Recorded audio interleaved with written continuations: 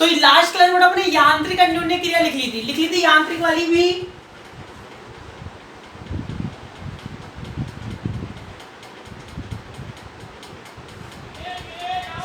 Very good. अब लिखो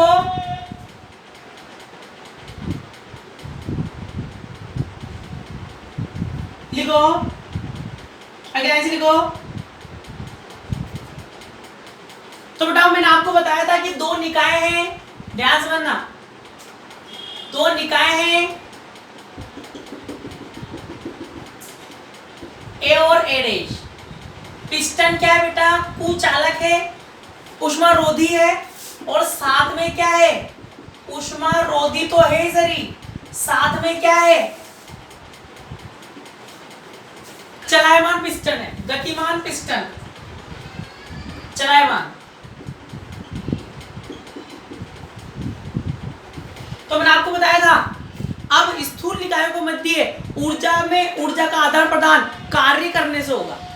किससे होगा बेटा, कार्य करने से होगा। और जब स्थूल निकायों में मैक्रो सिस्टम में एनर्जी का ट्रांसफॉर्मेशन, बताओ ये चलायमान पिस्टन है, मूवेबल पिस्टन है, बताओ इसकी एनर्जी हाई है, इसकी एनर्जी लो है ना, टेम्परेचर उच्च है, इसका टेम्परेचर क्या है, निम्न है। ठीक है, तो ए सिस्टम का जब टेम्परेचर हाई होगा तो ये अणु एनर्जी भी ज्यादा होगी, काइनेटिक एनर्जी ज्यादा होगी, गति ऊर्जा ज्यादा होगी, तो बढ़ाम क्या करेंगे, पिस्टन पर लगाएंगे फोर्स, पिस्टन क्या हो जाएगा, गतिमान। तो बताओ एक निकाय द्वारा दूसरे निकाय पर क्या कर रहे हैं बेटा, कार्य कर रहे हैं। तो ऊर्जा का आदान प्रदान, एनर्जी का ट्रांसफॉर्मेशन कार्य से होता है, ड्यू टू वर्क। तो इस प्रकार की अन्योन्य क्रिया को क्या बोलते हैं, यांत्रिक अन्योन्य क्रिया और मैकेनिकल इंटरेक्शन। ठीक है, तो अब अगला आंसर लिखो। यांत्रिक अन्योन्य क्रिया में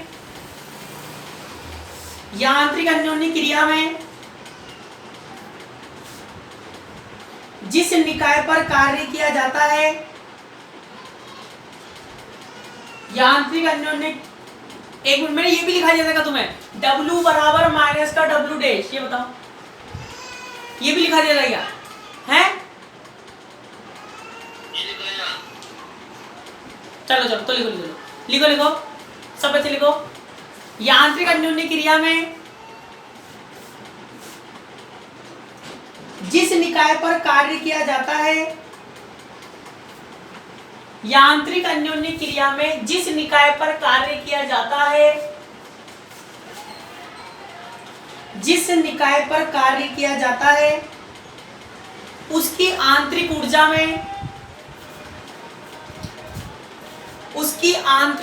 में वृद्धि होती है, उसकी आंतरिक ऊर्जा में वृद्धि होती है। इसे प्लस W से, इसे प्लस W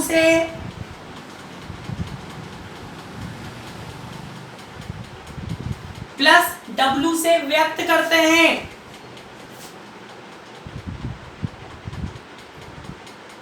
और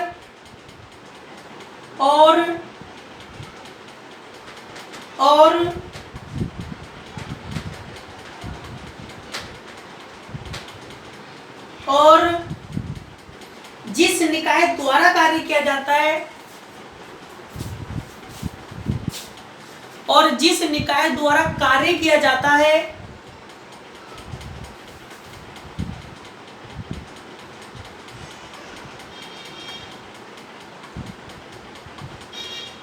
जिस निकाय द्वारा कार्य किया जाता है उसकी आंतरिक ऊर्जा में कमी आती है, इसकी आंतरिक ऊर्जा में कमी आती है।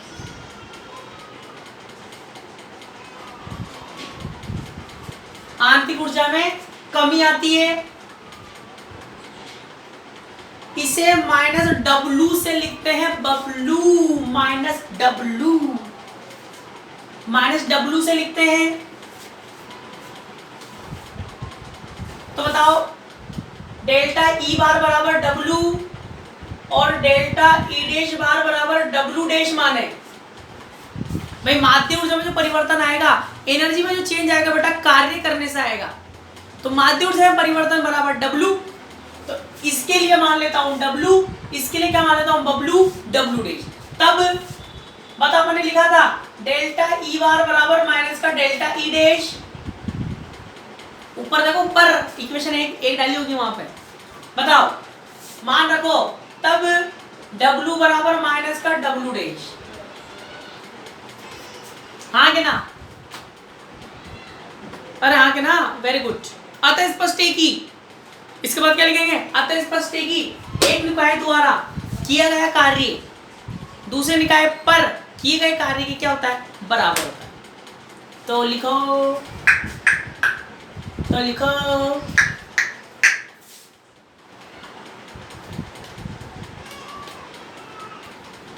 अब लिखो सब बच्चे, इसके नीचे एक लाइन लिखो, अतः स्पष्ट है कि, अतः स्पष्ट है कि एक निकाय पर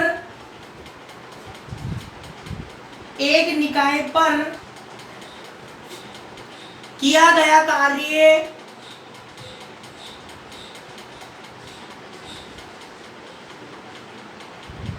एक निकाय पर किया गया कार्य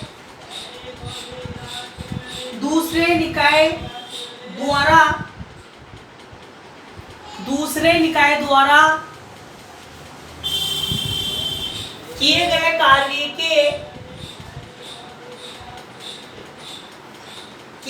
कार्य के बराबर होता है।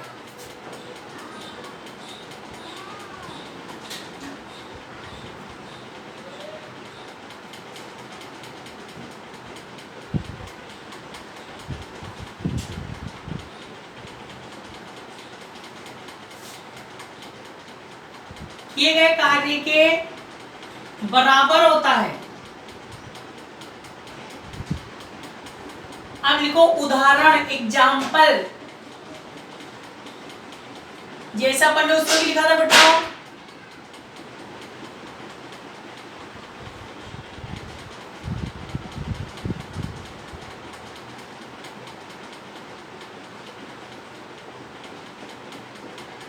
ए डैश संयुक्त निकाय ए स्टार, ठीक है।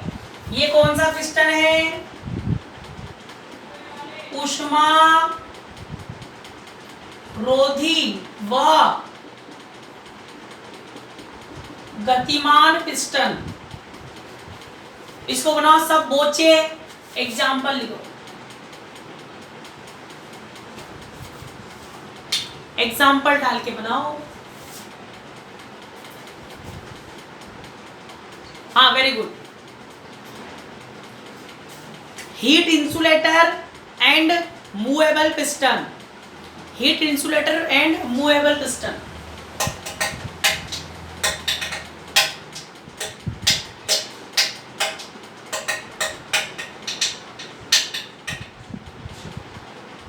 लिख लिया, अरे बन गया।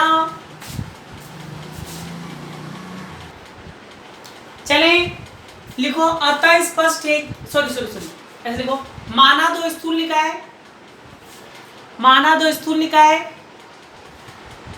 ए और ए डैश, माना दो स्थूल निकाय ए और ए डैश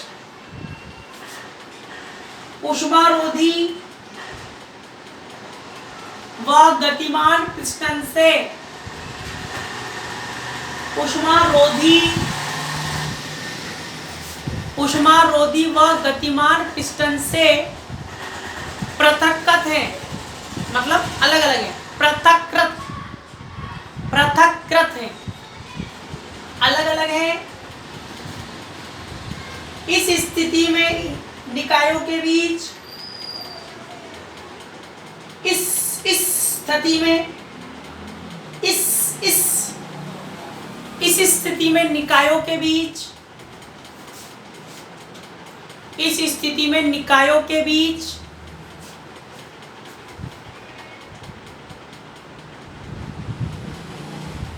ऊर्जा का विनिमय इस स्थिति में निकायों के बीच ऊर्जा का विनिमय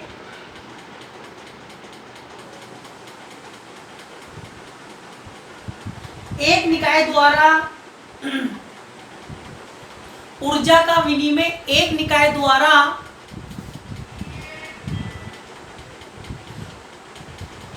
द्वारा दूसरे निकाय पर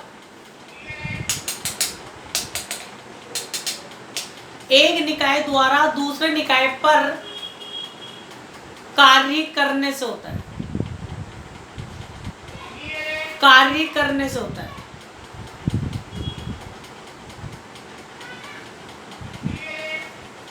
इसे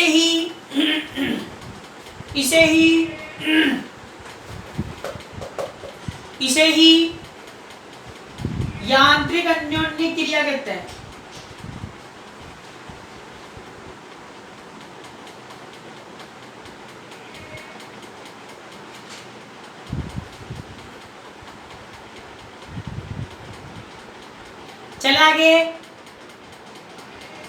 चले आगे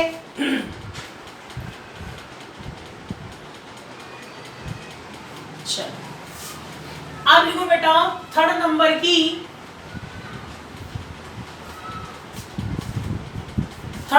लिखो सब बच्चे।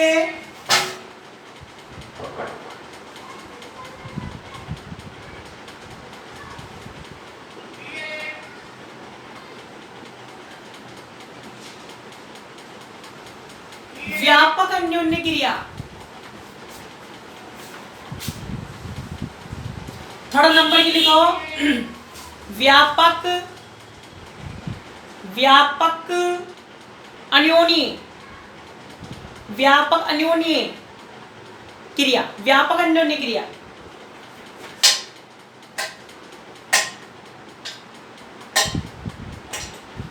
अब बेटा ध्यान सुनना, बिल्कुल सब बोचे ध्यान सुनना। व्यापक अन्योन्य क्रिया क्या होगी बताओ। एक तो पढ़ी बेटा अपन ने ऊष्मीय अन्योन्य क्रिया।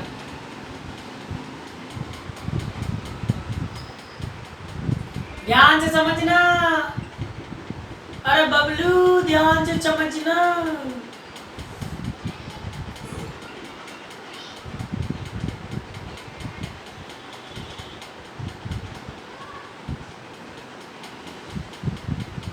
फर्स्ट नंबर की पढ़ी थी, फर्स्ट नंबर की ऊष्मा अन्योन्य क्रिया।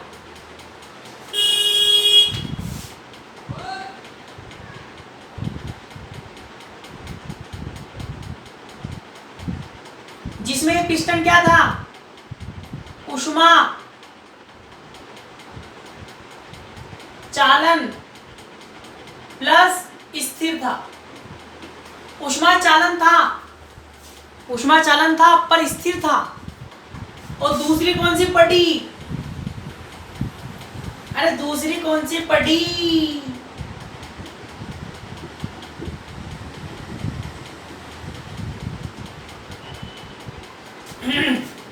कौन सी, यांत्रिक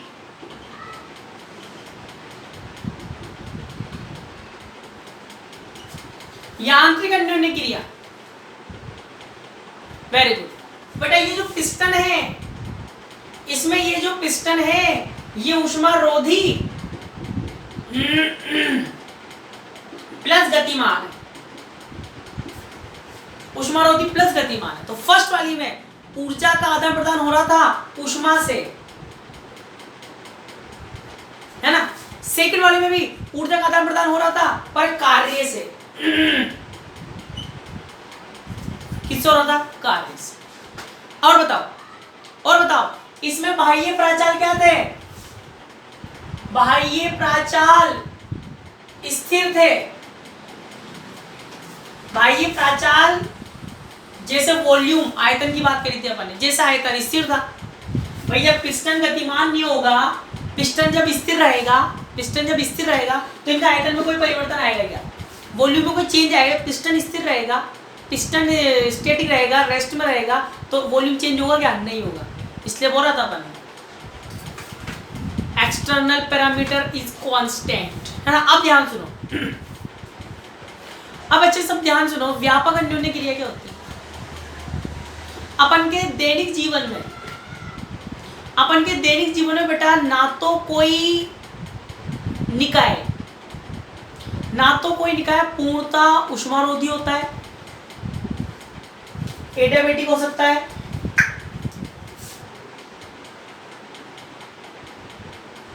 ठीक है, और ना ही कोई निकाय पूर्णतः बाह्य प्राचाल नियत रख सकता है।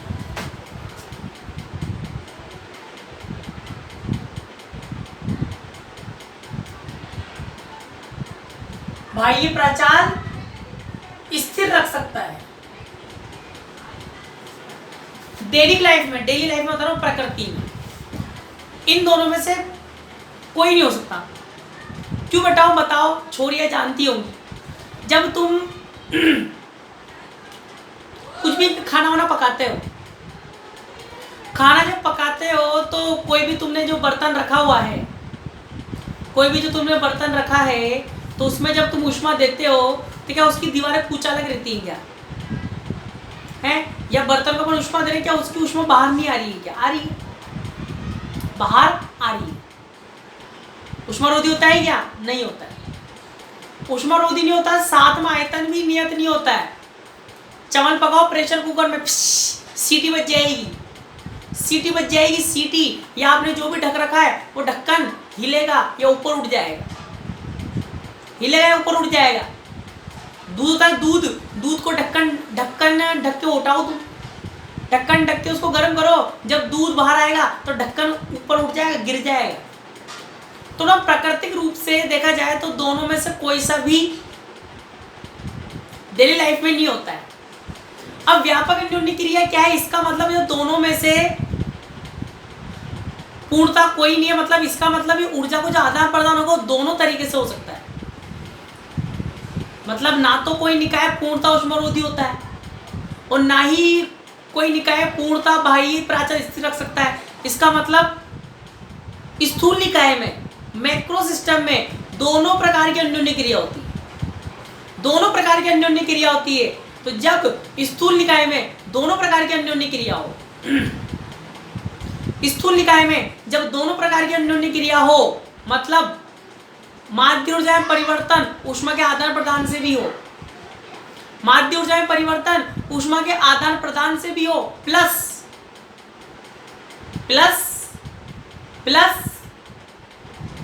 एक निकाय द्वारा दूसरे निकाय पर कार्य करने से भी हो। Very good. व्यापक का मतलब ये तो होता है, एकदम व्यापक समीकरण है।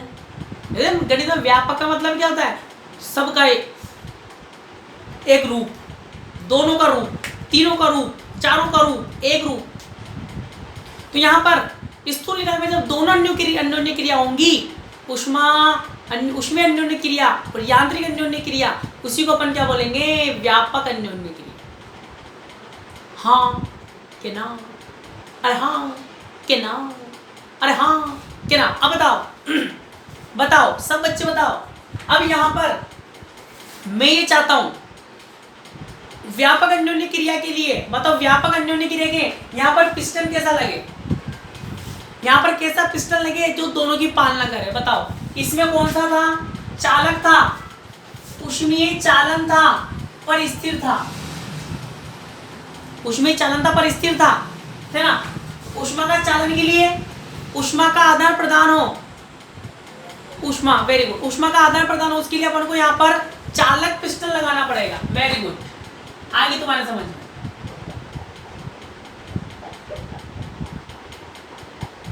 ऊष्मा के आदान प्रदान के लिए अपन को ऊष्मीय चालक पिस्टन लगाना पड़ेगा, और कार्य के आदान प्रदान के लिए कौन सा लगाना पड़ेगा? वेरी गुड, चालक और गतिमान। इसका तो ये ऊष्मीय चालन और इसका गतिमान, इसका पहला इसका दूसरा, अरे इसका पहला इसका दूसरा, ऊष्मा चालक, ऊष्मा चालन, ऊष्मा चालक व गतिमान पिस्टन, ऊष्मा चालक व गतिमान पिस्टन। तो यहीं से बेटा अपन सिद्ध करेंगे ऊष्मा गतिकी का प्रथम नियम। First law of thermodynamics prove होएगा आज। आज सिद्ध करेंगे, जिसको अपन डायरेक्ट लिखते हुए आए हैं, डायरेक्ट लिखते हुए आते हैं, उसको अपन आज सिद्ध करेंगे। ठीक है, तो सब बोचे 3rd नंबर लिख लिया, व्यापक अन्योन्य क्रिया।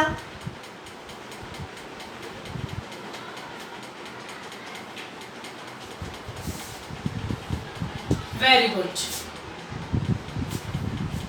तो दोबारा लिख देता हूं, व्यापक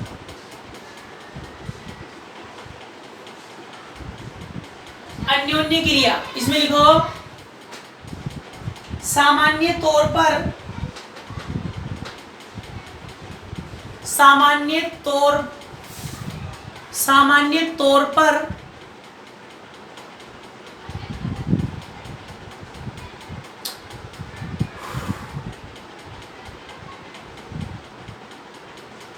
सब बच्चे लिखो, व्यापक अन्योन्य क्रिया में सामान्य तौर पर ना तो कोई दो स्थूल निकाय, सामान्य तौर पर ना तो कोई दो, ना तो कोई दो स्थूल निकाय, ना तो कोई दो स्थूल निकाय पूर्णतः ऊष्मारोधी होते हैं, पूर्णतः ऊष्मारोधी होते हैं, और ना ही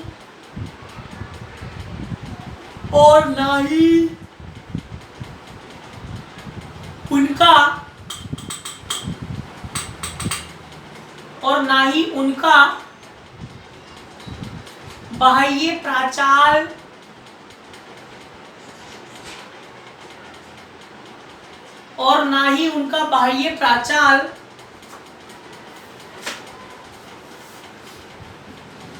स्थिर रहता है।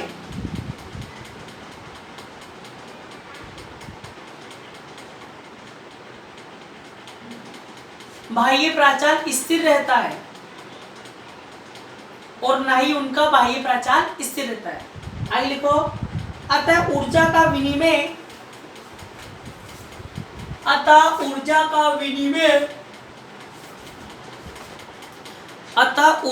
विनिमय ऊष्मा के आदान प्रदान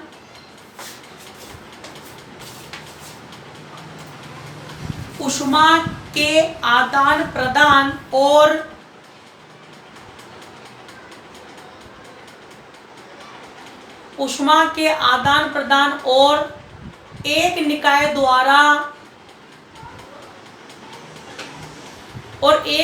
द्वारा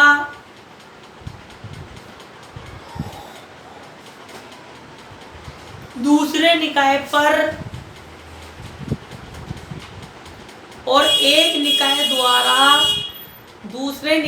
पर कार्य करने, एक निकाय द्वारा दूसरे निकाय पर कार्य करने, कोमा दोनों के कारण से होता है,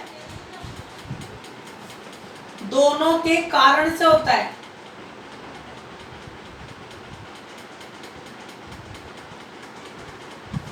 ऐसी अन्योन्य क्रिया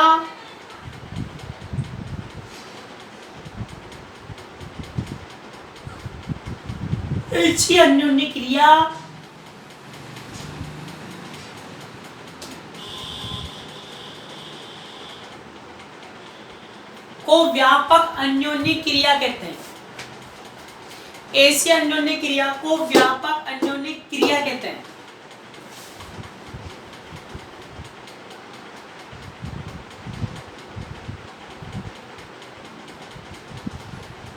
चले अब बताओ गणितीय रूप में क्या लिखूं?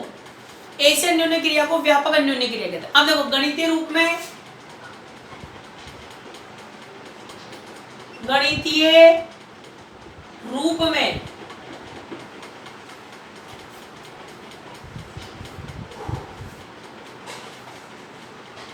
तुम क्या ऑटोमेटिक बाहर निकल जाते हो या फिर हैं?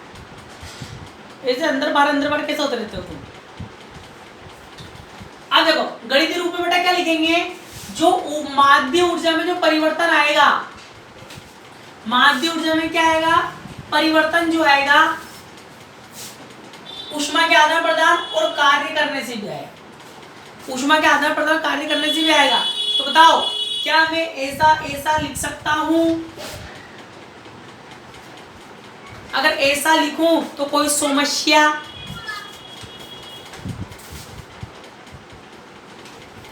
Any problem?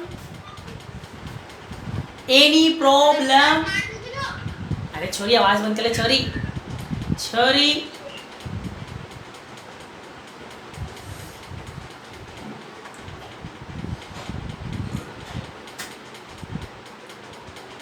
Any problem? होनी भी नहीं चाहिए, सब समझाए डिटेल से। अब बेटाओ इसको मैं ऐसे लिखूं, ऐसे लिख दूं? अगर मैं इसको ऐसे लिखूं तो कोई बोचा नाराज, कोई बोचा नाराज?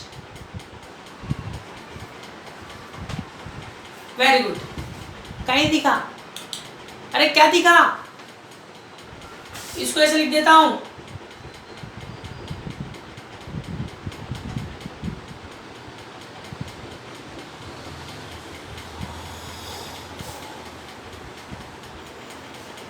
क्या दिखा? अरे कुछ दिखा? अरे कुछ दिखा? आंखों से सुनो, आंखों से। तुम कानों से नहीं सुनते हो तो आंखों से कहां से सुनो? क्या दिखा? कद्दू। हाँ, फर्स्ट लॉ ऑफ थर्मोडायनामिक्स। एक छोरी कह रही हाँ कद्दू दिखा, कद्दू। एक बालिका कह रही कि सर कद्दू दिखा। क्या देख, क्या दिखा? ऊष्मागतिकी का प्रथम नियम, फर्स्ट लॉ दिखा। मैंने सोचा कद्दू दिखा, कोई बात नहीं, ठीक है। तो ऊष्मागति का प्रथम नियम ये तो है। आओ इधर आओ, समझा देता हूं तुम्हें। बताओ क्या बोलते हैं? किसी निकाय द्वारा ली गई ऊष्मा, मतलब ली गई ऊष्मा किससे दर्शाते हैं बेटा? प्लस क्यू से। तो देखो ये क्यू नहीं है, प्लस क्यू है। ये क्यू नहीं है, प्लस क्यू है, मतलब ली गई ऊष्मा किसके बराबर होती है? निकाय की आंतरिक ऊर्जा में वृद्धि, मतलब माध्य ऊर्जा में वृद्धि होती है तो आंतरिक ऊर्जा में वृद्धि होती है। भाई आंतरिक ऊर्जा में वृद्धि होगी तभी तो माध्य ऊर्जा में वृद्धि होगी। तो माध्य ऊर्जा में वृद्धि और निकाय द्वारा किए गए कार्य के, मतलब जब निकाय कार्य करता है तो निकाय जब कार्य करता है तो उसके कार्य को किस में लेते हैं? माइनस में। उसी कार्य को किस में लेते हैं? माइनस में लेते हैं। तो इसलिए अपन क्या बोलते हैं? किसी निकाय को दी गई ऊष्मा, किसी निकाय को दी गई ऊष्मा आंतरिक ऊर्जा में वृद्धि और किए गए कार्य की योग की क्या होती है बेटा? बराबर होती है। तो स्थूल निकायों में जो ऊर्जा का जो विनिमय होता है दोनों प्रकार से होता है, ऊष्मा से भी होता है, कार्य से भी होता है, ठीक है। अब बताओ अगर दोनों का तापांतर, दोनों के ताप का अंतर बहुत कम है या दोनों की ऊर्जा बहुत कम है, बहुत अंतर है, बहुत कम अंतर है, मान लो इसका 12 है इसका 10 है, ताप का अंतर कम है तो ऊष्मा का प्रभाव भी क्या होगा बेटा? अत्यल्प होगा। भाई तापांतर बहुत कम है तो ऊष्मा का प्रभाव भी क्या होगा? कम। और कम को किससे दर्शाते हैं? अवकलन से।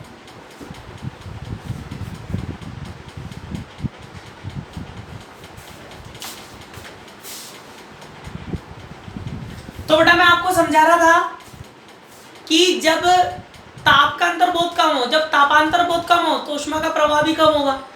ऊष्मा का प्रवाह कम होगा मतलब अत्यल्प होगा। अत्यल्प को किससे दर्शाते हैं? अवकलन से। और जब अत्यल्प ऊष्मा का प्रवाह होगा तो आंतरिक ऊर्जा में वृद्धि भी क्या होगी बेटा? अत्यल्प होगी। और निकाय द्वारा किया गया कार्य भी क्या होगा बेटा? अत्यल्प होगा। तो ये लिखते हैं अपन फिजिक्स में, ये लिखते हैं अपन dq बराबर du, u मतलब E प्लस dw, ये लिखते हैं। तो जो कि क्या है बेटा? ऊष्मा गति का प्रथम नियम। ये लिख लो, सब बोचे लिखो, सब बोचे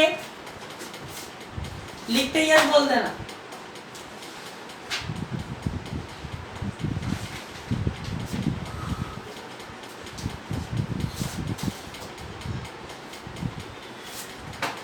लिख लिया।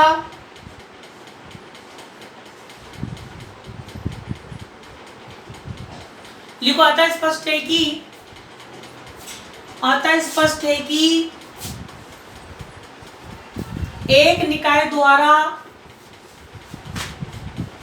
अतः स्पष्ट है कि एक निकाय द्वारा ली गई ऊष्मा, एक निकाय द्वारा ली गई ऊष्मा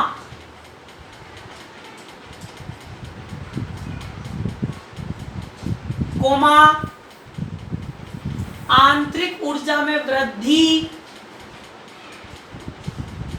आंतरिक ऊर्जा में वृद्धि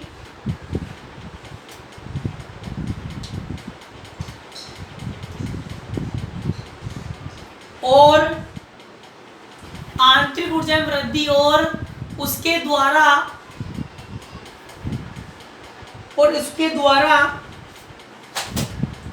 किए गए कार्य के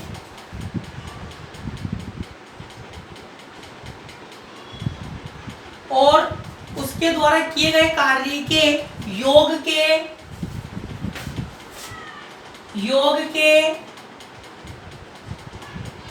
बराबर होती है।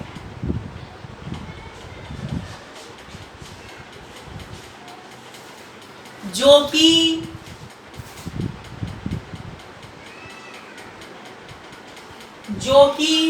ऊष्मागतिकी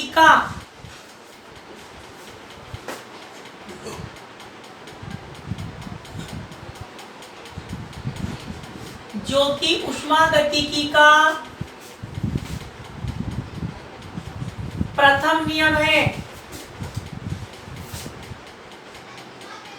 जो कि ऊष्मागतिकी का प्रथम नियम है, यह ऊर्जा संरक्षण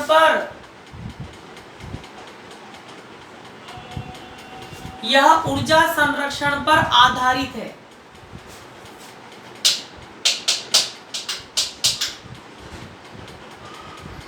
अब बताओ, एग्जाम्पल लिख के बनाओ जल्दी से, बनते ही यस बोल देना।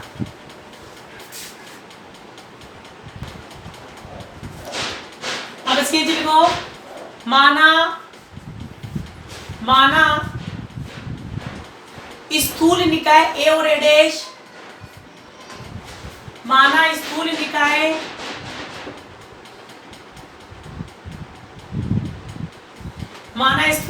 ए और ए डैश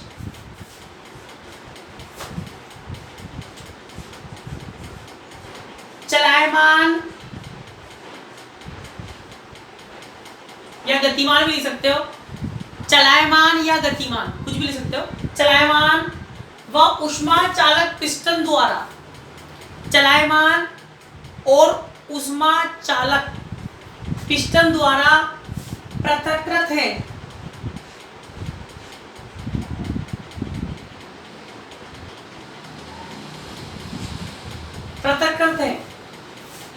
इस स्थिति में इनके मध्य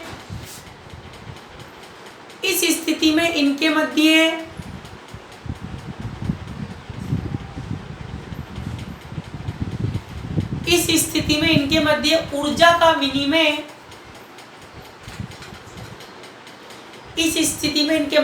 का विनिमय ऊष्मा के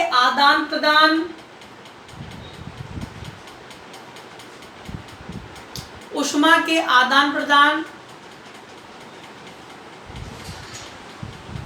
और कार्य करने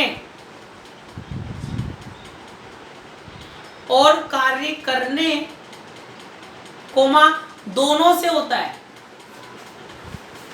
और कार्य करने दोनों से होता है। इस प्रकार की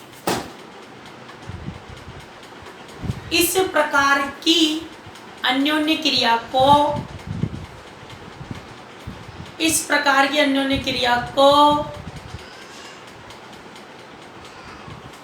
व्यापक अन्योन्य क्रिया कहते हैं।